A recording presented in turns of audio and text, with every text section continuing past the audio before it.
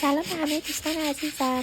بریم با همین صندوقچه قدیمی رو پچینه کنیم. اول از همه با سنباده صفر سطح کارمون رو سنباده میزنیم. بعد با خمیر تکسچر یا بسکت سطح کارمون رو صاف یک دست میکنیم اینجوری. حالا نوبت به رنگ آمیزی میشه. با رنگ مورد علاقمون سطح کارمون رو رنگ میکنیم با قلمو. بعد از اون با خمیر بسکت تکسچر سطح کار رو با لیسته پتینه میکنیم. حالا نوبت شابلونه. شابلون مورد علاقمون رو روی کار میذاریم. بعد با رنگ مورد علاقمون به صورت تاچ رنگ آمیزی میکنیم. میتونیم از 2 رنگ یا حتی 3 رنگ توی کارمون استفاده کنیم، بستگی داره که چجور سلیقه‌ای داشته باشیم. من اینجا از رنگ طلایی استفاده کردم.